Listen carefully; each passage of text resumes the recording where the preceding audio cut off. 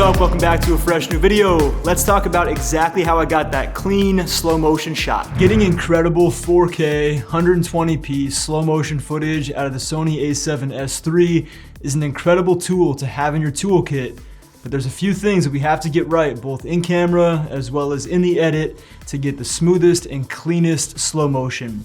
In this video, I'm gonna show you exactly how I do and what my best practices are to do just that. The agenda for today: first thing, we're gonna talk about the codecs and what SD cards you're gonna need. We're then gonna talk about the in-camera settings, and we're gonna follow that up by jumping into an editing software. I'll be using Premiere Pro, but it's all gonna be similar regardless of whatever editing software you're using. Jump into Premiere Pro to wrap up the video. Jumping into the codecs, we have three major containers, and they all are gonna have their different bit rates and different frame rates. But in short, our containers are XAVC-SI, XAVC-HS, and XAVC-S. All of these are gonna shoot 4K, 120p, 422, 10-bit color, but we gotta unpack that just a little bit. Let's talk about SI first.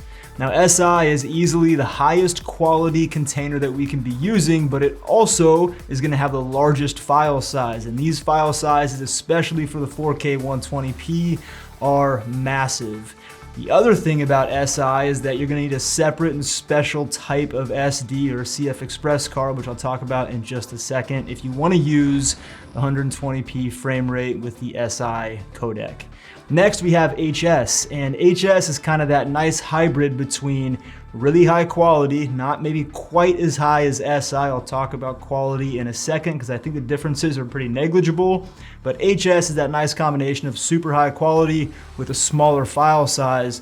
The issue with HS is a lot of computers are going to struggle to decode the H.265 footage that comes out of that. My computer, my 2019 very spec'd out MacBook Pro, does just fine, but I do think that a lot of computers are gonna struggle with that H.265 codec. And bringing up the rear in terms of quality on paper is XAVC-S, which does still shoot 120p, 4K, 422 at 10-bit. But again, it being what's quote unquote the lower quality, it's also gonna have the lower file size. It's also gonna be really nice to edit in the computer. All those things sound pretty good except for that, lower quality. And here's what I'll tell you, is the majority of the videos that you've seen on my channel and that I shoot are in XAVC-S at 120p. The reason for that is because I think the differences of quality for internet style videos between S, HS, and SI are minimal at best. Ultra high end, some kind of production where you need the highest quality, I can see a need for HS. But I shoot the majority of my videos in XAVC-S at 120p. For slow motion, my talking head stuff, I shoot at 30p, which a lot of you give me a hard time about in my comments. And anyway, you wanna talk about that, hit me in the comments and we can chat back and forth about why I do that. But let's talk about SD cards, because that's definitely gonna be a factor when you think about these codecs. The good news is that a V90, I'll link my kit below, you can see all the gear I use, inclusive of the SD cards that I like, which are, I'll put them up on screen right here too, so you can take a look at those. But the majority of the shoots that you're gonna need out of the A7S III, a V90 card is going to be able to support all of the codecs except for one major one, and that goes back to XAVC-SI 120p. If you want to shoot in SI 120p, you need a CF Express card. The bad thing about those is that A, it's an additional cost for the card and the reader, but if you need that quality, you're gonna have to hit that expense. The other thing is that, again, those file sizes are massive and very data expensive. But to close out SD cards, if you have a V90, you can really maximize almost every single thing out of this camera. You'll have no problem shooting 4K 120p. And just to drive that point home, I'm gonna put up on screen here Sony's recommendations for what codecs match which SD cards versus CF Express cards, and you can screenshot this or find it on your own. It might help you make some decisions. Kicking off our in-camera settings section, we're gonna be talking about focus speeds. I typically crank these to pretty fast and sensitive speeds because when we're shooting slow motion, most of the time the action of the subject that we're shooting is moving quite quickly, so we need our autofocus to be able to keep up with that. How we get there: under our menu system, going into our fourth tab, this purple tab down here, we're gonna go into our slide over to autofocus transition speed, cranking that up somewhere between 6 and 7. And our shift sensitivity, we want that to be quite responsive as well. I do have a video that I'll link up top for how I set up my A7S III for filmmaking, where you can shortcut a lot of these things that I'm showing you, but I'm gonna try and keep it fairly basic today for where they live in the menu. Next point, nice thing on A7S III is we have focus tracking, which is huge for slow motion footage. So go into menu, we're actually gonna go down to our briefcase down here, which I was corrected on one of my last videos. Go to touch operation. I think I was calling it like a cassette or something. And somebody said, because I'm in the fitness industry, maybe it should be a gym bag, which that's pretty funny. So solid comment there. Anyways, number 5, touch operation. Make sure that's turned on and to standard. And once that is, though I can't show you because I'm recording through an external recorder right now, when you tap your screen when that's turned on, let's say I were to pick that camera that's in frame up there. If I were to tap that camera, a box would go around it and it would overall be tracking that subject while it's in frame. So that's how you get that. And once your focus speeds are turned up to being sensitive, the camera will typically keep up depending upon what lens you have on there. Let's take a look at all of those codecs that I had mentioned earlier. So first thing over here, file format, we can see our HS, S, and our SI options all through 4K and HD. Like I mentioned, I'm typically shooting in HS or S. Let's go ahead and pop S on right now, and then from there, movie settings, we can change our frame rates like I talked about to 120, and we can change our frame rate to 120. We're going to want the best color depth possible at 10-bit. Let's back out of the menu here and go back to the camera, and you can see the display up top. We're shooting XAVC-S 4K 120 422 10-bit. And this is a big one for slow motion. A lot of you are already going to know this, but for my shutter speed, which I'm changing down here, I'm going to want to make sure that I double my frame rate. The closest we can get in a DSLR is 1/250, 250 being double the frame rate of 120. In a perfect world, we would have a shutter of 1/240 or using a cinema camera with a shutter angle, but for these cameras, we get 1/250, which is double our frame rate. I never change that for slow motion footage. Anything you've seen on this channel that's slow motion, I'm always sticking to the rule of doubling the frame rate. And the last piece of in-camera settings when it comes to maximizing your 4K slow motion footage, going into menu, I want to talk about IBIS for a second. So second menu box, we're just going to slide down to image stabilization. And from here typically we have an option here which is called active in the A7S III. Unfortunately, when we go to slow motion, we lose our active image stabilization, though we get that in like 24p or 30p. And what I found for handheld shooting as well as on a gimbal is the IBIS in the camera does a really good job. It's slow motion, so you don't have to worry too much about camera shakes anyway. And if you get some shakes that you don't love, you can always smooth that out in post, which we will talk about when we get into Premiere Pro.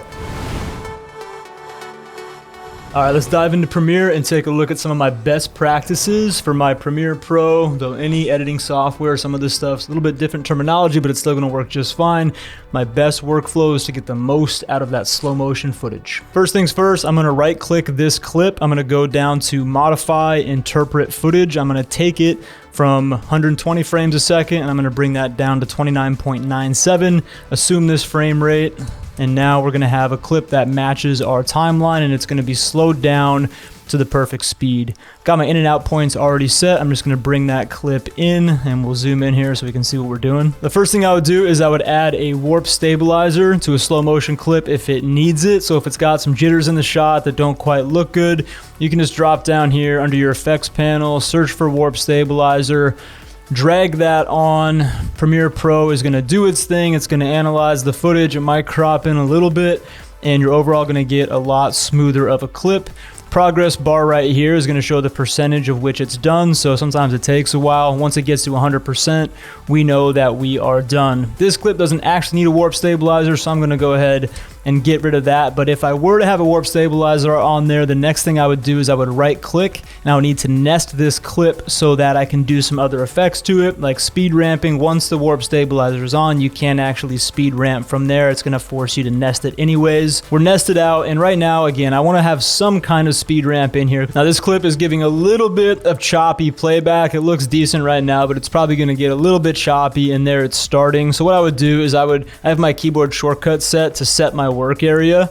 I would set my work area, I would render this thing out so that when I'm doing playback and every effect I add to slow motion, I typically render it out. It goes fairly quick, and that just allows me to have smoother playback and just an extra step, but goes a long way. And 30 seconds later, we're fully rendered out, and this is just gonna play back a lot more smoothly. All right, let's talk about the speed ramp now. Maybe at the end of this clip, the next clip I'm going into is a little more faster paced, so I wanna make sure I have a smooth transition to speed ramp at the very end. How to do that, I'm gonna expand this just a little bit. I'm going to right click this gray effects button. I'm gonna go to time remapping and click on speed.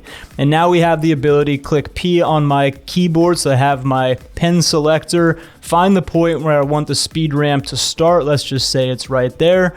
Click V back to my arrow, slide this up. Let's go ahead and just do like close to 1000% on this one to get a nice, this is gonna be a little bit choppy, I'll probably need to render again, but a nice fast speed ramp at the very end. It's gonna look a little bit unnatural. We'll talk about motion blur in a second, but to smooth that out, I'm just gonna grab these handles and I'm gonna go ahead and just smooth out that ramp a little bit so that it's just not quite as rapid to go fast. It slowly gets into that 100% increase.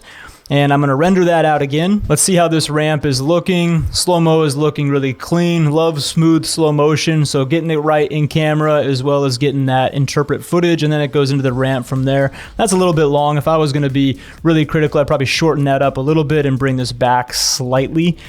Next, I'm gonna put some color on this. I'm just gonna shameless plug on my my LUTs that I recently dropped. You can check that link out down below. So I'm dragging my baseline over top. I know I shot this in my custom picture profile, and I'm gonna grab Pike Mark II on this one. I like how this one looks on that shot. Again, check those out down below if you're curious on getting that same look. I would render this out again, so 30 seconds later, we'll be back to the next piece of this edit. So as of right now, we interpreted the footage, we maybe added a warp stabilizer to it, we nested, we added the speed ramp at the very end, and I'm about to nest it again after adding the color and the speed ramp for the final piece to the puzzle. So that final piece, if you watch the speed ramp, it's not super natural. It's a little bit, there's no motion blur because we took 120 frames and just sped it up. There's not enough motion blur there, so we're gonna add some motion blur. To do that, in fact, I'm gonna link a video from Peter McKinnon, the one and only. Check that out up top. He goes deep into this topic, and I'm essentially just stealing his settings to show you. But to add the motion blur, first thing we gotta do is we gotta nest the clip again after the color and speed ramp have been added. I'm gonna render it out. And the unfortunate thing when we nest the clip is we lose the actual indicators down here of where that speed ramp occurs, but it's pretty easy to see. I usually get close to where I think it is, just start tapping over on the timeline until I see the obvious speed up of the motion, which is right there. We can see those frames going slow-mo to much faster. So I know it starts right about here, and I'm gonna find my directional blur. So back here into effects, I'm just gonna type in direction, and it's gonna pop up. Drag that over top of the clip. The settings you want, we want the direction to be somewhere around 97 and the blur length to be at about 11. You can play with that to find what you like, but that tends to be a really smooth and natural, not overdone amount of motion blur. I would render that out again because I got to be precise on this next step. And I know that it seems like a lot of rendering and I'm cutting through that in this video, but they're really fast. Some of them are like 2 seconds long, so really quick. So I'm going to find that point again where I know that right now there's motion blur on the entire clip. It doesn't look very good because there's motion blur everywhere. We lost our sharpness, and we want to just add that motion blur in when the speed ramp occurs, which again is right about here. So to do that, I'm just gonna keyframe it in. Back under my effect controls here, I've got my direction and my blur length. I know I want it to start here, so all I'm gonna do is I'm just gonna tap to add the keyframes. I'm gonna go back 3 clicks, 1, 2, 3. I'm gonna bring these all down back to 0. I'm just gonna key these in back to 0. So now we just got rid of all the motion blur over here. It's sharp again, and the motion blur is essentially just where the playback of the speed ramp occurs. One last render, and then we'll get our final product here. And just running some playback, here's our really nice 4K, really smooth slow motion footage. Took me a long time to get slow motion to be that smooth, and all the stuff we talked about today is how I got there. I'm gonna see our speed ramp with the motion blur happen, nice and natural, and there it is. That is gonna wrap up everything that I would do when it comes to Premiere Pro, getting the most out of your slow motion footage out of the A7S III. One thing I did forget to talk about today 4K was the ability to shoot 240 frames a second in the A7S III. You can do that via the S&Q or the slow and quick mode, and you can shoot 240p at 1080. It's still really nice footage and I have used it. It's a really nice creative tool, but what I found, I like having 4K, so I'm typically shooting my slow motion in 4K 120p. That's why I didn't dive into the S&Q 240p today, but that is a nice feature and you can shoot 240 if that's something that you're looking for. And yes, your V90 SD card can handle that 240p just fine. You don't need a CF Express card for that. But hey, that's gonna do it for me. My name is Sean. Oh yeah, this 51.2 is amazing. Maybe I'll do a review, but I think I want to change my review thing to more of like a why I bought this thing as opposed to like telling you how much it weighs and what the filter size is, stuff you can look up in literally one Google search. Maybe I'll talk about this lens here in a little bit. Anyways, that's gonna do it for me. My name is Sean DeWispelaire. This channel is all about the skills behind the art of creativity, photography, videography, gear reviews, tutorials. Me being full-time in the fitness industry, it's always gonna have just a little bit of a fitness feel to it. So if any of that sounds like something that you're into, hit the subscribe button down below so that you can be a part of all the future videos. And please give this video a tap on the thumbs up if it's helped you out at all with thinking through your slow motion 4K workflows. And let me know in the comments, what are you liking to shoot with the A7S III in slow motion? What have you found to work really well for your workflows? If you don't have the camera yet, what are you excited about? Let me know. I always read the comments and jump in and have some dialogue back and forth. All right, see ya.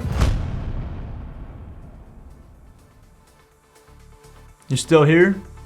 Nothing to see, just me drinking a coffee. Finally cold brew season, that took forever. Long winter, a lot of hot coffees to finally make it.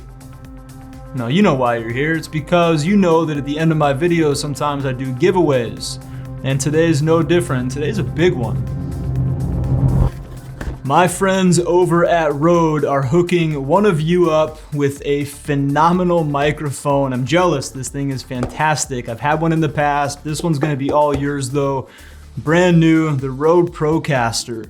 I'm gonna put a link down below to a form. You can check out all the details that go into the giveaway, but in short, I'm gonna be sending this out to one person as soon as this channel gets to 10,000 subscribers. So if you're not subscribed, make sure you subscribe, and so you have a shot to win this and up your audio game significantly. All right, see ya.